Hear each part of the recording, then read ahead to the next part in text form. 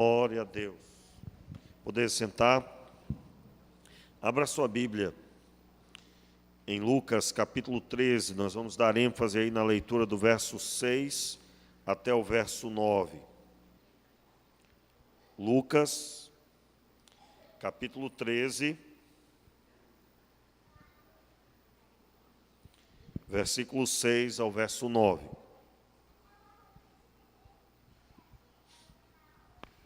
Diz assim a palavra de Deus. Então Jesus proferiu esta parábola. Certo homem tinha uma figueira plantada na sua vinha, e indo procurar nela fruto, não o achou. Pelo que disse ao que cuidava da vinha: há 3 anos venho procurar fruto nesta figueira, e não o acho. Corta-o. Por que ocupa ainda a terra inutilmente? Ele, porém, respondeu: Senhor, deixa este ano, até que eu a escave e a adube. Se der fruto, ficará, se não, depois a mandará cortar. Que Deus abra os nossos olhos para ver a sua palavra. Senhor, tenha misericórdia e nos abençoe, Senhor. Abre a nossa visão, em nome de Jesus. Amém e amém. Meus irmãos, talvez uma das menores parábolas da Bíblia, e eu estou ministrando sobre as parábolas de Lucas, no Evangelho de Lucas. Hoje pela manhã falamos sobre a parábola que está aí no capítulo 11, da candeia do corpo, que é considerado também uma parábola. E agora a parábola da figueira estéril. Nós já falamos sobre as parábolas anteriores, e nesse momento agora eu quero me ater à parábola da figueira estéril. Uma rápida parábola, uma história rápida, mas que tem uma profundidade especial. O texto começa falando, Jesus contando na sua parábola, que certo homem tinha uma figueira plantada na sua vinha. Os irmãos perceberam aí que a figueira, uma planta, uma árvore que dá figos, estava plantada na vinha. E se você for estudar sobre o assunto, você vai descobrir que isso era muito comum na época de Jesus. As vinhas, elas tinham no meio dela também outras plantas, outras árvores frutíferas. E há um significado especial aqui. Mais uma vez, Jesus está contando uma parábola de algo cotidiano. Como assim cotidiano? Era algo comum para todas as pessoas. Era muito comum naquele tempo a pessoa plantar a vinha e no meio dela ter também outras árvores frutíferas. E há também um significado especial aqui.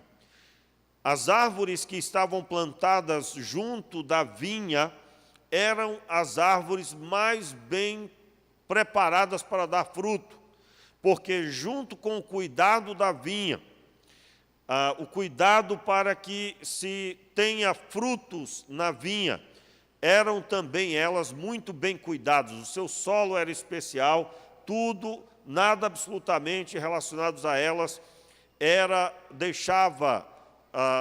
deixado de lado.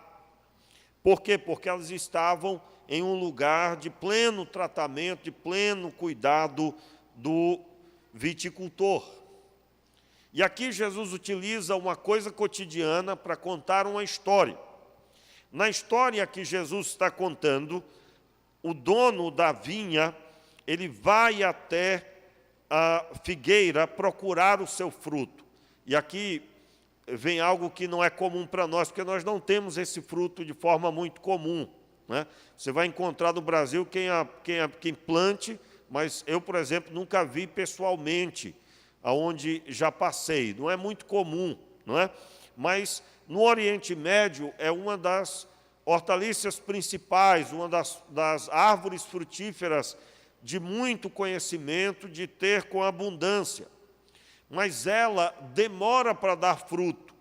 Ela não dá fruto na mesma velocidade da vinha, por exemplo. Então, o período que a pessoa planta a vinha, ele terá que esperar muito mais tempo para ter o fruto da figueira. E um outro detalhe importante que não é comum para nós, justamente porque não temos ela com abundância, é que realmente não dá para ver o seu fruto de longe. Quem tinha uma figueira teria que ir até ela, porque os seus frutos ficavam entre as folhas. Não era fácil de perceber se há ou não fruto. Teria que ir até próximo dela, teria que ver entre os galhos, entre as folhas, para se obter a percepção se ela tem ou não fruto. Aliás, são 2 textos que Jesus fala a respeito da figueira. A primeira é quando ele vai até ela e ele amaldiçoa a figueira. E o segundo é nessa parábola. Nós estamos aqui vendo Jesus contar essa história. Por isso que o texto diz: o dono da vinha foi até a figueira. Por que ele teve que ir até ela? Porque só chegando perto é que se pode perceber se tem ou não fruto. E aí ele diz, no verso 7, pelo que disse ao que cultivava a vinha, o viticultor: há 3 anos venho procurar fruto nesta figueira, e não o acho. Corta, porque ocupa ainda terra inutilmente. Aí vem uma outra, na parábola de Jesus, ele usa também o conhecimento cotidiano da época. Por quê? A figueira, ela era conhecida pelas suas raízes, que pegavam bastante espaço, portanto, elas precisavam de bastante nutriente. Então, quando o dono da vinha diz, corta, porque ela está tomando espaço inutilmente, era por causa disso. Ela estava ali tomando nutrientes do solo da vinha, o lugar era de prioridade da vinha, e então ele diz, corta nesse sentido. Ela não deve permanecer se não dá fruto. E aqui, irmãos, nós precisamos fazer aqui uma observação. A observação é que ele está aqui há 3 anos procurando fruto. Ele veio até a figueira. E esse texto, essa parábola de Jesus, ela faz alusão à obra de Jesus, provavelmente, certamente faz alusão à obra de Jesus. A obra de Jesus em quem? Na pessoa de Israel. Israel é esta figueira. Ele veio até ela para ver os frutos. O uso do veio é porque realmente Jesus veio até ela. Deus veio através do seu Filho. E ele esteve pessoalmente com eles. E aqui o texto dá entendimento que essa parábola pode ter sido proferida no 3º ano de ministério de Jesus. Já há 3 anos. Ou seja, ele estava ali procurando o resultado. Pastor, mas como assim procurando o resultado? Meus irmãos, se a figueira é Israel, há quanto tempo ele tem injetado no solo de Israel? Há quanto tempo? Posso dizer que a maior injeção foi quando o próprio Deus desceu no Monte Horebe e deu ao povo de Israel as palavras da aliança. Ele injetou na pessoa de Israel a estrutura. Ele deu tanto potencial que o salmista vai dizer que bem-aventurado é o homem que não anda segundo o conselho dos ímpios, nem se detém no caminho dos pecadores, nem se assenta na roda dos escarnecedores. Antes, tem o seu prazer na lei do Senhor, complete aí, e na sua lei medita de dia e de noite. Será semelhante a uma árvore plantada junto a ribeiro de águas, que dá o seu fruto na estação própria, e cujas folhas não caem. Depois está escrito: tudo o que fizer prosperará. Quando acabar, veja bem, esse Salmo 1, quando ele foi escrito, ele só tinha uma lei nas mãos. O salmista estava dizendo: quem medita na lei do Senhor, quem tem prazer na lei do Senhor, encontrará sucesso. Você imagina, será como a árvore plantada junto a ribeiro de águas, que dá o seu fruto na estação própria. Ou seja, vai dar fruto e acabou. Não tem história, não tem conversa. Vai dar fruto e pronto. Não importa se veio a ventania, uma nevasca, não importa se o sol queimou mais do que o ano passado, vai dar fruto. Quem garante? A palavra de Deus. As folhas não caem. Eu me lembro que eu ministrei aqui uma série sobre esse salmo. Na verdade, eu ministrei uma série sobre as 4 estações. E nós vimos naquele tempo, nenhuma árvore deixava de cair as suas folhas, nenhuma. Mas aquele que ouve a palavra de Deus resistirá às estações. E qual é o objetivo? Nós estudávamos isso. Qual é o objetivo?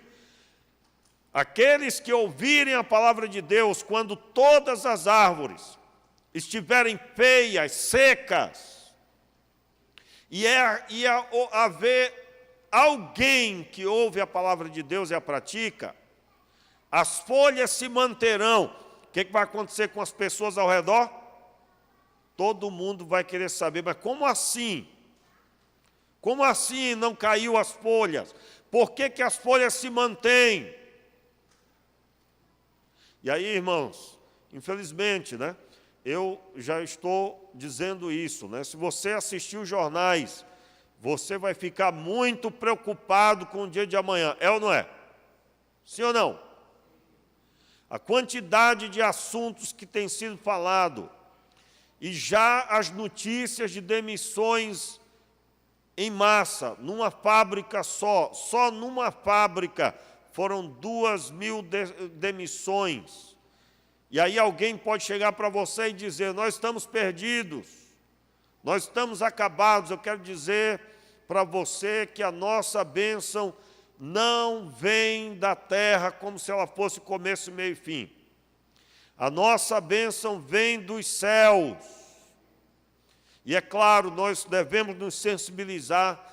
2.000 famílias, pelo menos, sem sustento. Eu acredito que todos que viram aqui essa notícia oraram, pediram a Deus por aquelas famílias. Eu vi relato de pessoas desesperadas, porque vieram trabalhar e vieram, na verdade, para assinar um documento. Quem é que viu? Quem é que viu essas notícias? Pouca gente viu, né, irmãos? Pouca gente viu? Sério? Isso está acontecendo, e não só, as notícias de falência, as notícias de empresas fechando. E aí alguém ouve tudo isso e diz: meu Deus, eu estou perdido. Meu irmão, preste atenção. Nós cremos na palavra de Deus, nós cremos no Senhor, e não tem luta que passemos que vai interferir no milagre de Deus. Aí é claro que nós não estamos falando assim: nós vamos estar bem e o restante, então, não temos que nos preocupar. Não, meu irmão. Eu estou falando para você muito sério. Tempos ruins sempre existiram. Mas árvores que dão fruto na estação própria, só aquelas que estão firmadas em Deus. árvores que não caem as folhas, só as que estão firmadas em Deus. É isso que eu estou dizendo. Então haverá momentos difíceis, hoje, amanhã, o ano que vem, daqui a 10 anos, haverá momentos difíceis. Mas os nossos olhos estão no trono do Senhor. Então, normalmente, você quando vai ler a Bíblia, você ouve Gênesis, Êxodo, Levítico. Quando chega em Levítico, a pessoa já dorme, né? Pastor, Levítico é muito cansativo. Meu irmão, durma com essa hoje. O texto diz que aqueles que ouvem, aqueles que meditam de dia e de noite na lei, quem escreveu foi Davi. Ele não estava falando do Novo Testamento, ele não estava falando dos textos de Isaías que não tinham sido nem escritos. Ele estava falando de Êxodo, de Gênesis, Êxodo, Levíticos, Números, Deuteronômio. Por isso, ame a sua Bíblia, ame a palavra de Deus. E eu estou dizendo isso, irmãos, porque na parábola, o dono da vinha, ele veio procurar fruto, porque ele já tinha trabalhado no solo. O solo de uma vinha era um solo extremamente adubado, extremamente preparado, para que as uvas dessem o seu devido fruto, para que então pudesse fazer todos os derivados que eles precisassem. Meus irmãos, a palavra de Deus está dizendo que o Senhor, ele veio pessoalmente ver, e esse texto acontece logo em seguida do texto que nós lemos, do começo do culto, do verso 1 ao verso 5, que fala dos discípulos perguntando a respeito daqueles que foram mortos fazendo seu sacrifício, e o sangue deles foi misturado com o sacrifício que eles estavam fazendo. Eles foram maltratados pelo Herodes, eles foram mortos pelo governante da época, e com requinte de crueldade. E os discípulos perguntaram: olha, essa situação, o que o senhor acha do que aconteceu? E eles então ouvem de Jesus que se eles não se arrependessem de igual modo, eles também pereceriam. Qual é o foco da pessoa? Sempre na desgraça, né? Sempre na destruição. O foco de Deus é o arrependimento do homem, porque o resto, irmãos, é coisa pequena. O restante é coisa pequena. Fazer com que a folha não caia, que o fruto seja no tempo certo, isso tudo é fácil, mas o grande propósito de Deus é que o homem se arrependa e busque a Deus genuinamente. Então, essa figueira certamente é o povo de Israel, e o Senhor aqui, o dono da vinha, é a pessoa de Deus.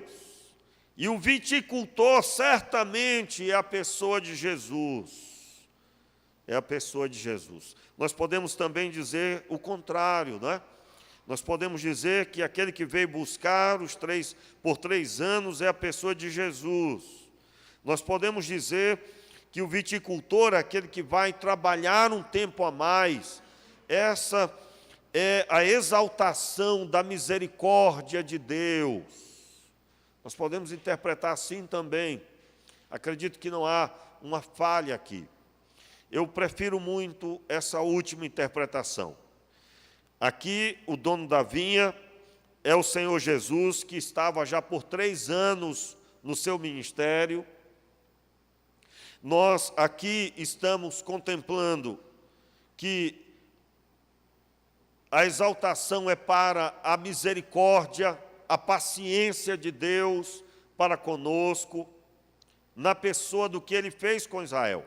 Irmãos, eu quero dar destaque aqui, que o que cuida da vinha, ele ouve do dono da vinha: corta. Por que ela ocupa ainda espaço? Uma identificação clara de que nós fomos criados, na pessoa de Israel, por exemplo, para dar fruto. Meus irmãos, não só a lei foi maior dádiva para Israel, o solo adubado de Israel, mas todas as manifestações de Deus na pessoa de Israel, durante a sua existência, da mesma forma. Aí o verso 8 diz: ele, porém, respondeu: Senhor, deixa este ano até que eu a escave e a adube. Ou seja, eu vou retirar o que tem, a terra que não está gerando nada de bom, e vou trocar essa terra por uma terra adubada. E aí daqui a um ano nós vamos ver. Irmãos, aqui provavelmente nós estamos vendo, é uma exaltação, a paciência de Deus. Por quê? Porque é exatamente isso que vai acontecer. Não há uma resposta aqui, tudo bem. Não, não há uma resposta. Porque isso já está na parábola de Jesus subentendido. Jesus aqui está fazendo a exaltação de que o Senhor Deus, que veio procurar o primeiro ano, o segundo ano, o terceiro ano, Ele ainda está dando uma oportunidade. Ele espera que haja arrependimento e que o fruto que não veio até hoje venha. Meus queridos, o texto da palavra diz: se não der fruto, ficará. Verso 9. Se não, depois a mandará cortar.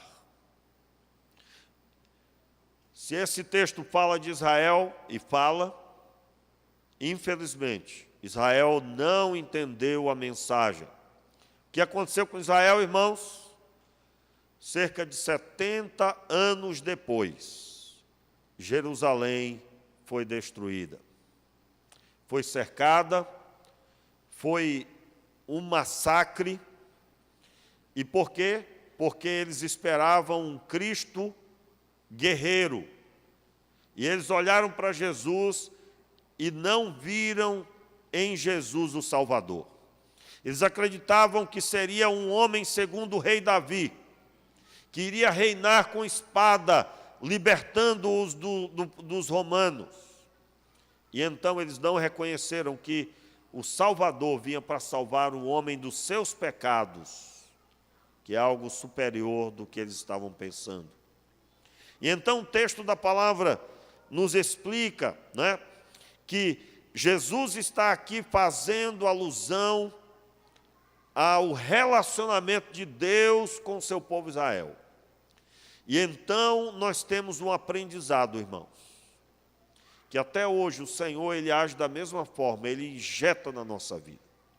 Ele nos dá oportunidade, Ele nos convida à mesa. Meu irmão, na ceia do Senhor, você participa da mesa do Senhor. Você já teve certamente experiências com Deus, e tudo isso era Deus injetando em você experiência. E eu pergunto, como estão os seus galhos? Você tem dado fruto? O Senhor Deus injetou e Ele espera frutos. Quais os seus frutos? Quantas pessoas você tem dado testemunho? A quantas pessoas você tem dado testemunho, tem dedicado tempo de oração, talvez uma missão específica, meus irmãos, aqueles que ouvem a voz de Deus vão ouvir missões específicas. Talvez um vizinho que você tem que orar mais especificamente, um amigo lá no seu trabalho que você precisa se aproximar mais dele, porque é Deus que está colocando isso para acontecer. Quais os frutos que você tem dado? Porque eu creio plenamente que Deus preparou a terra que você está plantado e você não tem como dizer por que não tem fruto. Qual o seu chamado? Você está exercitando o seu chamado? Você tem um dom para cantar? Você tem um dom para pregar a palavra? O que é que você fez com o talento que Deus te deu? Quais são as suas falas quando alguém te chama para trabalhar no reino? Qual fruto você tem dado? E eu quero, nessa noite, dizer, meus irmãos, que a parábola exalta a paciência de Deus, que mesmo depois de ter feito tudo e não encontrado por 3 anos, ainda assim Ele deu mais uma oportunidade para Israel. Essa oportunidade foi tão grande que mesmo somente depois de 70 anos, meus irmãos, foi que aconteceu essa destruição. O próprio Jesus relata, ele chora olhando para Israel. Ah, Israel, se tivesse reconhecido o dia da tua salvação. É o lamento de Jesus sobre Israel. Por quê? Porque ele injetou algo e Israel não reconheceu o seu Salvador. Talvez você tenha reclamado da sua vida, do seu trabalho, quando na verdade o Senhor deu tudo isso para você como prova do amor dele. E eu digo, meu irmão, se você estiver seco de Deus, até mesmo um excelente salário é um pior salário na visão de quem está seco do Senhor. Mas aqueles que têm bebido da água viva, até mesmo a escassez, ela vê como um momento especial, porque Deus trará livramento. Deus mostrará o seu poder. Meus irmãos, Deus, Ele não desiste de nós. Ele primeiro injeta, Ele primeiro prepara, mas Ele vem procurar ver o fruto. E haverá um dia que Ele procurará o fruto, e esse dia é o dia do julgamento, aonde todos terão que apresentar o que fizeram. O que é que você tem feito da sua vida, meu irmão? O que é que você tem feito do seu tempo? O que é que você tem feito do que Deus tem injetado em você? Eu convido você à oração agora. Fique de pé no seu lugar. E diante dessa reflexão, o Senhor Deus certamente ministrou o seu coração. Então se arrependa nessa hora. Se arrependa. Diga a Ele: Senhor, tem misericórdia, eu preciso dar fruto. E eu quero dar fruto. Senhor, eu reconheço o Teu amor para comigo, a Tua misericórdia para com a minha pessoa. Diga para Deus, conforme Ele está ministrando ao seu coração. Senhor, nós oramos pedindo que o Senhor nos receba, Senhor. Que o Senhor nos abençoe. E que nós, Pai, a partir de hoje, venhamos a dar muito fruto para a glória de Deus. E eu te peço, Senhor, pela minha vida como pastor dessa igreja, que o Senhor me abençoe, que eu venha dar muito fruto como pastor desse rebanho. Que cada pessoa que vier até a minha pessoa, Senhor, seja abençoada por Ti no que o Senhor tem me dado para ministrar. Eu me coloco diante de Ti pedindo Tua misericórdia. E eu sei, Pai, que nesta hora, cada pai, cada mãe que tem um filho para apresentar diante de Ti, que tem, Senhor, dons e talentos para apresentar diante de Ti, está pedindo algo semelhante. Eu te peço, Senhor, tenha misericórdia. E é no nome de Jesus que nós oramos. Em nome de Jesus. Levante as suas mãos. Peça a Deus agora o poder dele sobre a sua vida. Você vai ter uma nova rotina diante da oração que você fez. Talvez você precisará retornar à sua liderança. Talvez você precisará conversar comigo ou com o seu líder de ministério. Talvez você deixou o ministério que você estava. Ou você nunca trabalhou, mas você quer ajudar. Você deve procurar um dos líderes ou a minha pessoa mesmo. E eu vou poder ajudar você. Mas independente dos ministérios na igreja, ao passarmos por aquela porta, nós precisamos dar fruto lá fora. E, irmãos, que desafio. Que o Senhor Deus unge a sua vida para você dar muito fruto lá no seu trabalho. Que você ouça a voz de Deus e você seja fiel ao Senhor na obediência do que Ele mandar você fazer. Em nome de Jesus, seja agora o poder do Espírito sobre a tua vida agora. Seja a unção do Espírito sobre o teu coração. Seja a manifestação do Espírito do Senhor. Que os 9 dons espirituais tenham liberdade de se manifestar em ti. Que o Espírito de Deus manifeste na tua vida tudo o que Ele deseja, para que a igreja do Senhor seja edificada e a obra do Senhor aconteça também. Seja assim, meu Pai, em nome de Jesus. Amém.